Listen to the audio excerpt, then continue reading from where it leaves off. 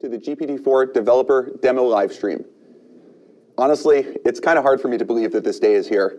OpenAI has been building this technology really since we started the company, but for the past 2 years, we've been really focused on delivering GPT-4. That started with rebuilding our entire training stack, actually training the model, and then seeing what it was capable of, trying to figure out its capabilities, its risks, working with partners in order to test it in real-world scenarios, really tuning its behavior, optimizing the model, getting it available so that you can use it. And so today, our goal is to show you a little bit of how to make GPT-4 shine, how to really get the most out of it, where its kind of weaknesses are, where we're still working on it, and just how to really use it as a good tool, a good partner. So if you're interested in participating in the stream, if you go to our Discord, so that's discord.gg/OpenAI, there's comments in there, and we'll take a couple of audience suggestions. So the first thing I want to show you is the first task that GPT-4 could do that we never really got 3.5 to do. And the way to think about this is all throughout training that you're constantly doing all this work. It's 2 a.m., the pager goes off, you fix the model, and you're always wondering, is it going to work? Is all of this effort actually going to pan out? And so we all had a pet task that we really liked and that we would all individually be trying to see, is the model capable of it now? And I'm going to show you the first one that we had a success for 4, but never really got there for 3.5. So I'm just going to copy the top of our blog post from today, going to paste it into our playground. Now this is our new chat completions playground that came out 2 weeks ago. I'm going to show you first with GPT 3.5. 4 has the same API to it, the same playground. The way that it works is you have a system message where you explain to the model what it's supposed to do, and we've made these models very steerable, so you can provide it with really any instruction you want, whatever you dream up. And the model will adhere to it pretty well, and in the future, it will get increasingly powerful at steering the model very reliably. You can then paste whatever you want as a user. The model will return messages as an assistant. And the way to think of it is that we're moving away from sort of just raw text in, raw text out, where you can't tell where different parts of the conversation come from, but towards this much more structured format that gives the model the opportunity to know, well, this is the user asking me to do something that the developer didn't intend. I should listen to the developer here. All right, so now time to actually show you the task that I'm referring to. So everyone's familiar with summarize this, let's say, article into a sentence, okay? Getting a little more specific, but where every word begins with G. So this is 3.5. Let's see what it does. Yeah, it kind of didn't even try. Just gave up on the task. This is pretty typical for 3.5 trying to do this particular kind of task. If it's sort of a very kind of stilted article or something like that, maybe it can succeed, but for the most part, 3.5 just gives up. But let's try the exact same prompt, the exact same system message in GPT-4.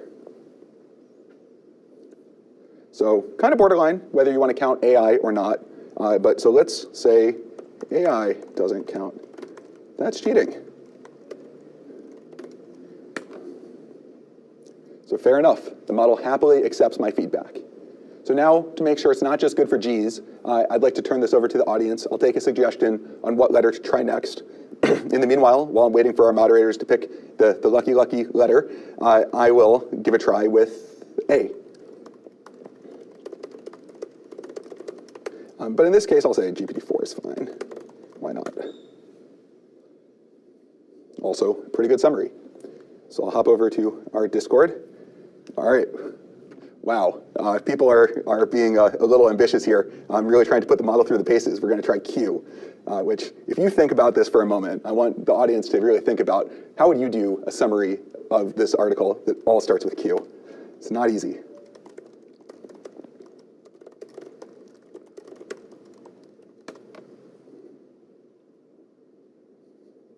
It's pretty good.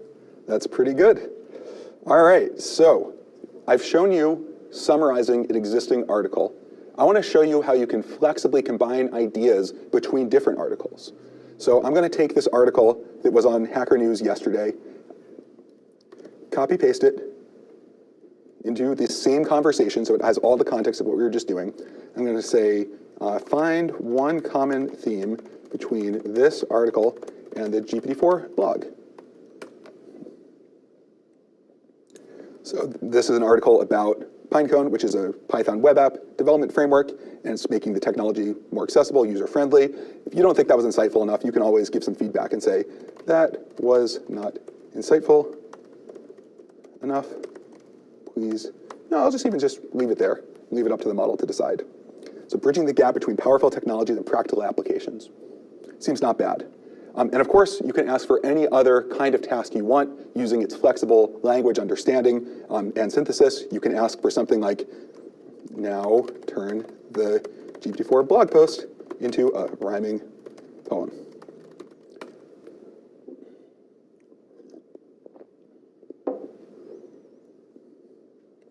Picked up on OpenAI evals, open source for all, helping to guide answering the call, which, by the way, if you'd like to contribute to this model, please give us evals. We have an open source evaluation framework that will help us guide and all of our users understand what the model is capable of and to take it to the next level.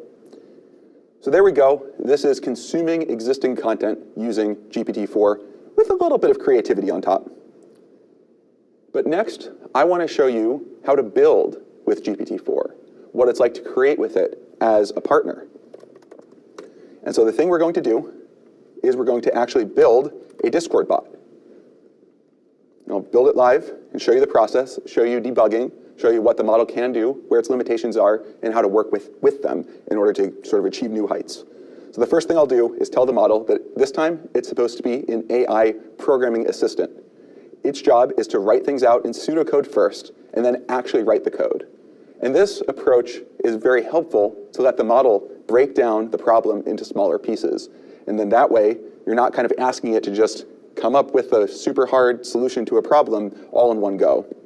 It also makes it very interpretable because you can see exactly what the model was thinking, and you can even provide corrections if you'd like. So here is the prompt that we're going to ask it. This is the kind of thing that 3.5 would totally choke on if you've tried anything like it. But so we're going to ask for a Discord bot that uses the GPT-4 API to read images and text. Now, there's one problem here, which is this model's training cutoff is in 2021, which means it has not seen our new chat completions format. So I literally just went to the blog post from 2 weeks ago, copy-pasted from the blog post, including the response format. It has not seen the new image extension to that, and so I just kind of wrote that up in just very minimal detail about how to include images. And now the model can actually leverage that documentation that it did not have memorized, that it does not know.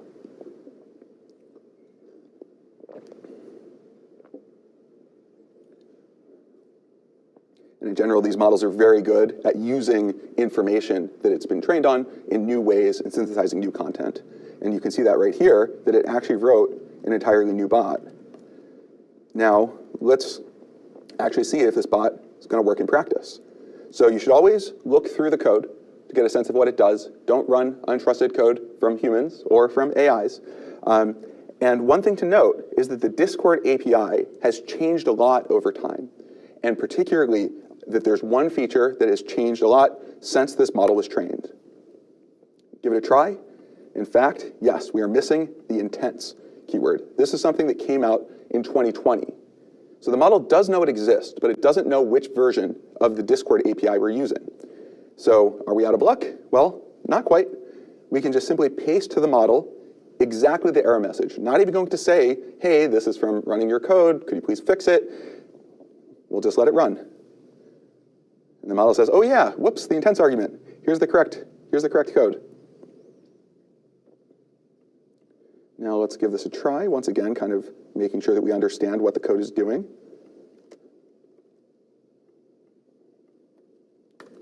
Now, a second issue that can come up is it doesn't know what environment I'm running in. And if you notice, it says, hey, here's this inscrutable error message, which if you've not used Jupyter Notebook a lot with async IO before, you probably have no idea what this means. But fortunately, once again, you can just sort of say to the model, hey, I'm using Jupyter and would like to make this work. Can you fix it? And the specific problem is that there's already an event loop running, so you need to use this nest async IO library. You need to call nest async IO.apply. The model knows all of this. correctly instantiates all of these pieces into the bot. It even helpfully tells you, oh, you're running in Jupyter. Well, you can do this bang pip install in order to install the package if you don't already have it. That was very helpful. So now we'll run, and it looks like something happened. So the first thing I'll do is go over to our Discord, and I will paste in a screenshot of our Discord itself. So remember, GPT-4 is not just a language model. It's also a vision model. In fact, it can flexibly accept inputs that intersperse images and text arbitrarily, kind of like a document. Now, the image feature is in preview, so this is going to be a little sneak peek. It's not yet publicly available. It's something we're working with one partner called Be My Eyes in order to really start to develop it and get it ready for prime time. But you can ask anything you like. For example, I'll say GPT-4, hello world, can you describe this image in painstaking detail? All right, which first of all, think of how you would do this yourself. There's a lot of different things you could latch onto, a lot of different pieces of the system you could describe, and we can go over to the actual code and we can see that, yep, we in fact received the message, have formatted an appropriate request for our API. And now we wait, because one of the things we have to do is we have to make the system faster. That's one of the things that we're working on optimizing.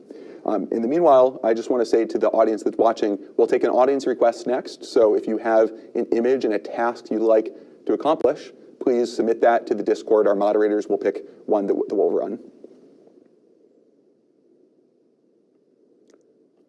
So we can see that the Discord, oh, it looks like we have a response. Perfect. So it's a screenshot of a Discord application interface.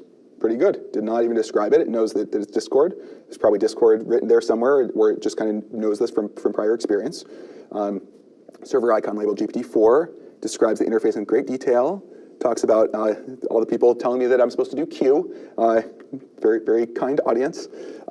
And describes a bunch of the notification messages and the users that are in the channel. And so there you go. That's some pretty good understanding. Now, this next one, if you notice, first of all, we got a post, but the model did not actually see the message. So is this a failure of the model or of the system around the model? Well, we can take a look. And if you notice, here, content is an empty string. We received a blank message contents. The reason for this is a dirty trick that we played on the AI.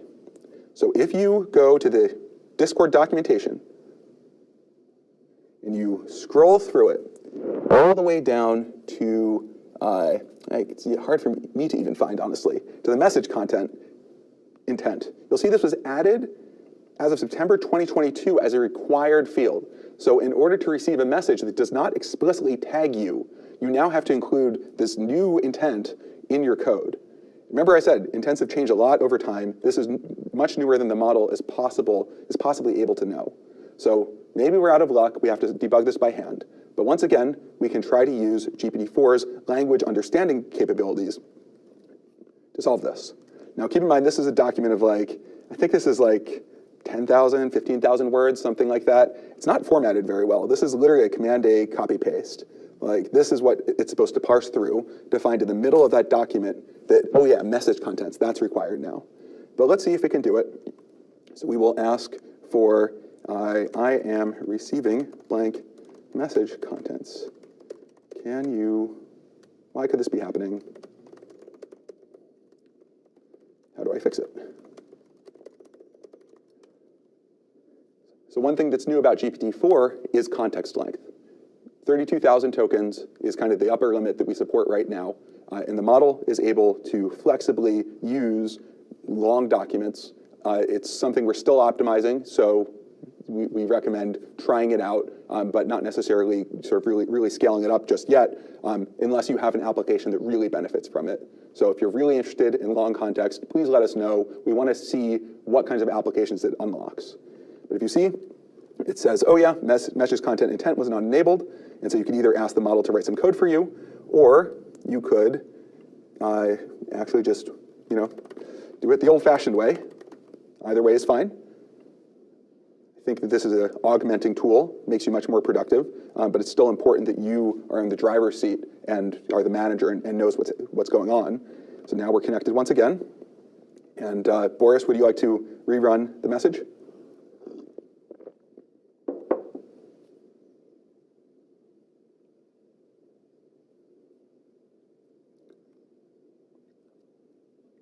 Once again, we can see that we have received it, even though the bot was not explicitly tagged.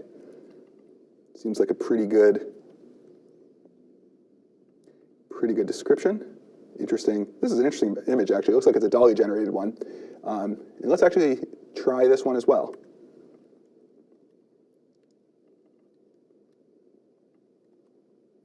So what's funny about this image? Oh, it's already been submitted. So once again, we can verify that it's making the right API calls. Squirrels do typically eat nuts. We don't expect them to use a camera or act like a human. So I think that's a pretty good explanation of why that image is funny. So I'm going to show you one more example of what you can do with this model. So I have here a nice hand-drawn mock-up of a joke website. Definitely worthy of being put up on my refrigerator. So I'm just going to take out my phone, literally take a photo of this mock-up, and then I'm going to send it to our Discord.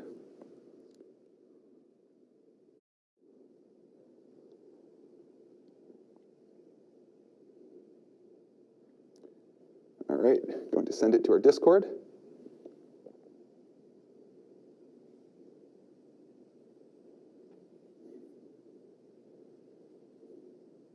And this is, of course, the rockiest part, making sure that we actually send it to the right channel. Which, in fact, I think maybe I did not. Sent it to the wrong channel. It's funny, it's always the sort of non-AI parts of these demos that are the hardest part to do.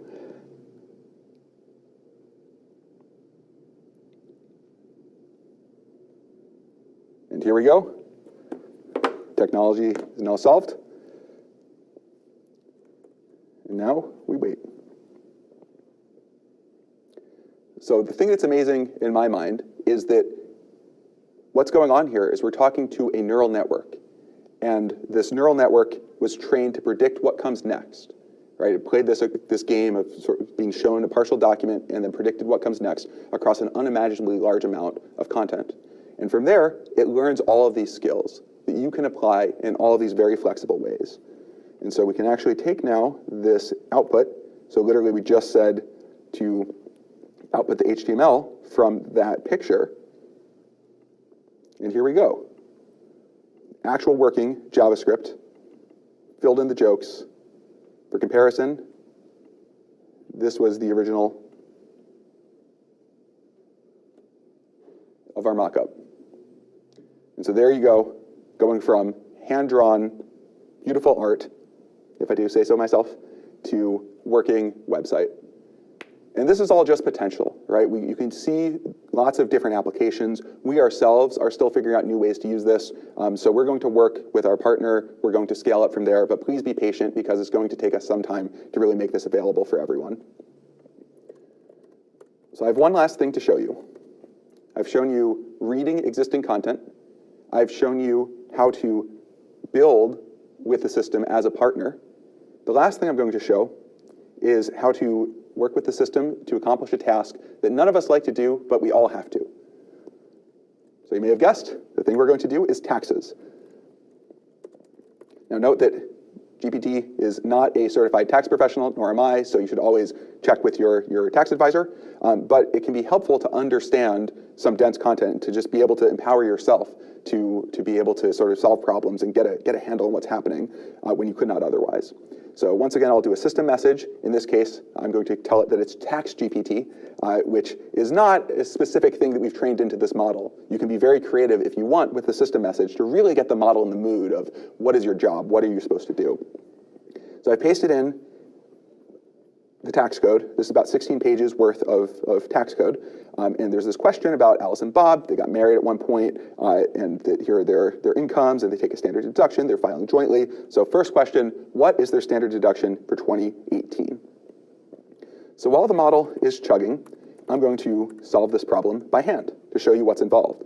So the standard deduction is the basic standard deduction plus the additional. The basic one is 200% for a joint return of subparagraph C, which is here. Okay, so additional doesn't apply. The limitation doesn't apply.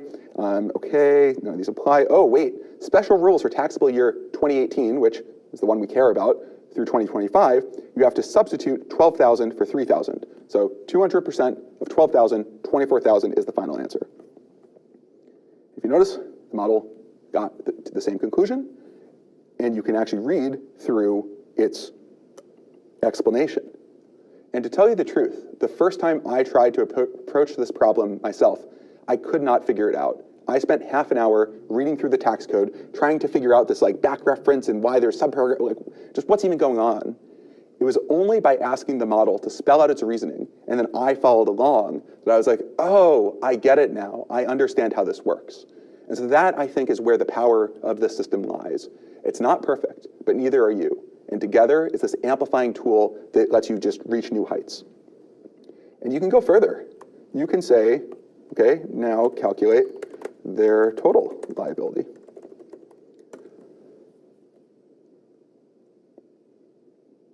And here we go. It's doing the calculation.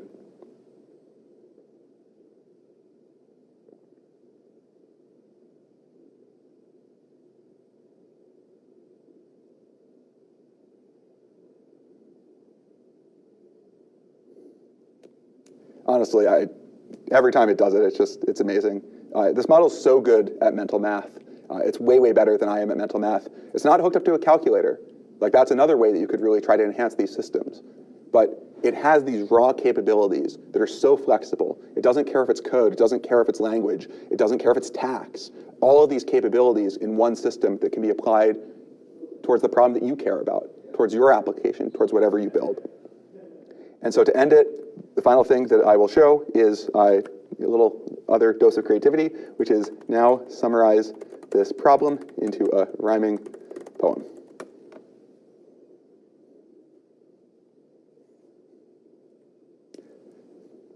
And there we go, a beautiful, beautiful poem about doing your taxes. So thank you, everyone, for tuning in. I hope you learned something about what the model can do, how to work with it, and honestly, we're just really excited to see what you're going to build. I've talked about OpenAI evals. Please contribute. We think that this model, improving it, bringing it to the next level, is something that everyone can contribute to, and that we think it can really benefit a lot of people, and we want your help to do that.